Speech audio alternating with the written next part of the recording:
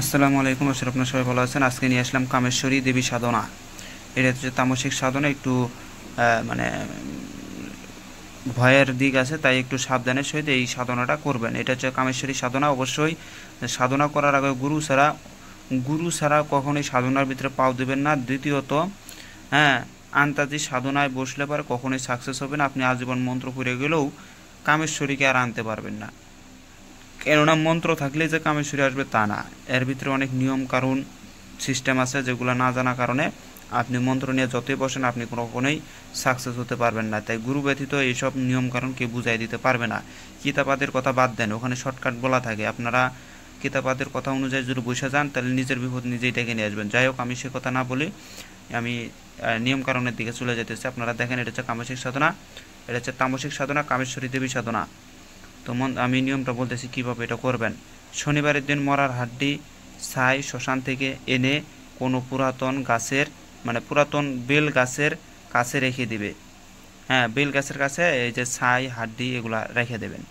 এবং রবিবার রাতে নিজের সাথে 4 মাথা প্রদীপ, তিলের তেল, 4 মুখালা প্রদীপ নেবেন। তিলের তেল দ্বারা সেই প্রদীপটাকে জ্বালাইতে হবে। কাপড়, বাতাসা, কালো হাকিকি মালা, বট ও পাকড়ি গাছের শুকনো ডাল এগুলা নিয়ে যেতে হবে। সেখানে নিয়ে যাইয়া লং লং বেল গাছের নিচে হাওন কুণ্ডি তৈয়ার করিবে।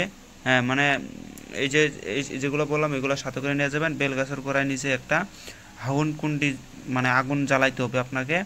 জ্বালানোর পরে বট ও পাকড়ি গাছের ঠাল দিয়ে সেই কুণ্ডিতে গুরুর নামে, মানে সেই মানে বট গাছের ঠাল ঠুল যেগুলো নিয়ে গেছেন সেগুলো দিয়ে হাওন কুণ্ডির উপরে আগুন জ্বালাবেন।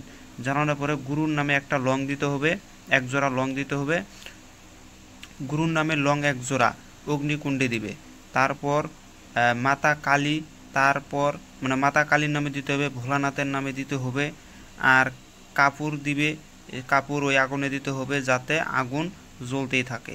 পরে মরার অস্থি অর্থাৎ হাড়, মরার অস্থি ওপর বসে, মানে মরার অস্থির মানে হাড়, তারপর ওই যে কী বাজে নিচ্ছেন ওই হাড়গুলো সামনে রাখবেন। আর ওই যে ছাই, ওই ছাইটা সুন্দর করে লেপন করে নেবেন, মানে সুন্দর করে বিছাইয়া নেবেন, ছাইগুলো ছিটাই নেবেন। নেওয়ার পরে ওই ছাইয়ের উপরে আপনাকে বসতে হবে।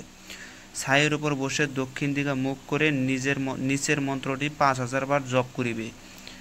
মন্ত্রটি হচ্ছে, দেখেন, ওং নম কামেশ্বরী মমকার সিদ্ধেশ্বরী স্বাহা, ওং নম কামেশ্বরী মমকার সিদ্ধেশ্বরী স্বাহা 5000 বার। 5000 বার শেষ হলে কামেশ্বরী উপস্থিত হবে এবং সাধকের চারিদিকে ধোঁয়া আর ধোঁয়া হবে, ভয়ঙ্কর রূপে আসবে।